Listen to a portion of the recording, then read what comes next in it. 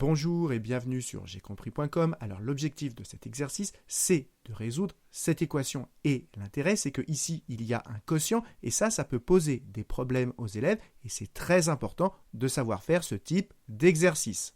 Donc maintenant, comme d'habitude, appuyez sur pause, essayez tout seul de résoudre cette équation et on se retrouve juste après pour la correction. Donc allons-y, corrigeons cet exercice. Et la première étape quand on a un quotient, c'est de se poser la question quand est-ce que ce quotient existe. Et quand on a un dénominateur, eh bien le dénominateur ne doit pas s'annuler. Il doit être différent de 0 parce qu'on n'a pas le droit de diviser par 0. Donc qu'est-ce qu'on va faire?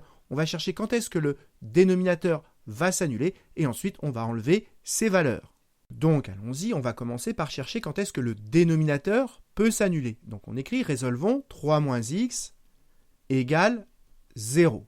Et cette équation, on peut peut-être la résoudre de tête. On cherche quand est-ce que 3 moins quelque chose égale 0. 3 moins quoi égale 0? Tout simplement 3 moins 3. Donc ça veut dire que x égale 3. Ça, on peut peut-être le voir de tête. Donc ce dénominateur, il s'annule lorsque x vaut 3. Et comme nous, on ne veut pas qu'il s'annule, eh bien il faut que x soit différent de 3.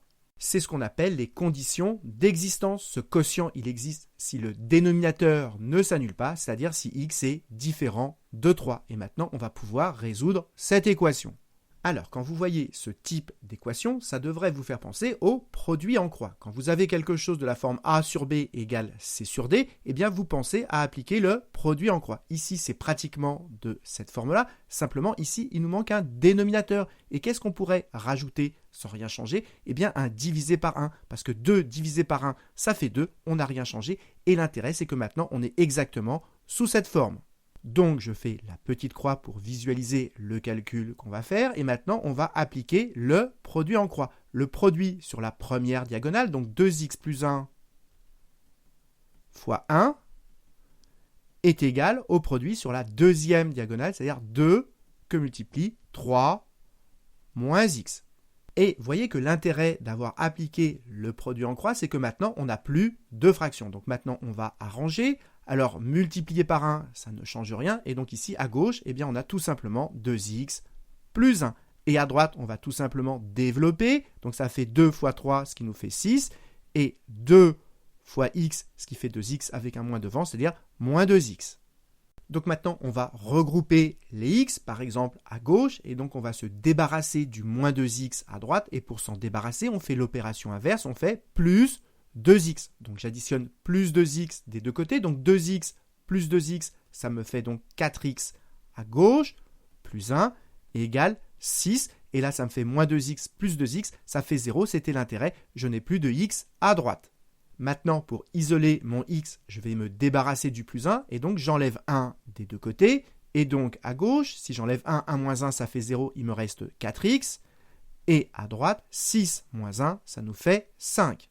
Maintenant, il ne faut pas perdre de vue que quand on écrit 4x, c'est sous-entendu 4 fois x. Il y a un multiplié qui est sous-entendu. Et donc, pour isoler le x et me débarrasser du multiplié par 4, je fais l'opération inverse. Je divise par 4 des deux côtés. Et donc, si vous n'êtes pas à l'aise, je le fais à part. J'ai 4 fois x, je divise par 4 à gauche. Et vous savez que quand on a le même nombre en haut et en bas avec une multiplication, c'est important d'avoir une multiplication, eh bien, on peut simplifier par 4, c'était l'objectif.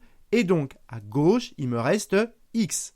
Et à droite, tout simplement, j'écris 5 divisé par 4, c'est-à-dire 5 quarts. Donc, on a résolu cette équation et on a trouvé une solution. Mais attention, quand on a résolu cette équation, c'était sous réserve que x est différent de 3. Donc, il faut vérifier que 5 quarts est différent de 3. C'est le cas, 5 quarts, ça n'est pas égal à 3. Et donc, on a le droit de garder cette solution. Parce que si ici, on était tombé sur 3, on n'aurait pas eu le droit de garder cette solution. On dit que 3 est une valeur interdite puisqu'elle annule le dénominateur et la solution qu'on a trouvée n'est pas une valeur interdite et donc on a le droit de la garder.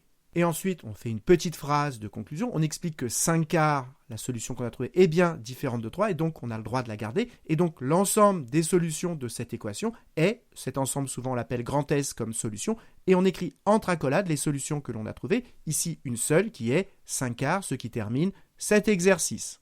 Alors, qu'est-ce que vous devez retenir? Eh bien, c'est la méthode qu'on utilise quand on a une équation avec quotient. La première étape, c'est de chercher quand est-ce que les dénominateurs peuvent s'annuler. Et ces valeurs, c'est ce qu'on appelle des valeurs interdites et il faut les enlever. Deuxième étape, on résout. Et troisième étape, on vérifie que les solutions n'annulent pas les dénominateurs, ne sont pas des valeurs interdites.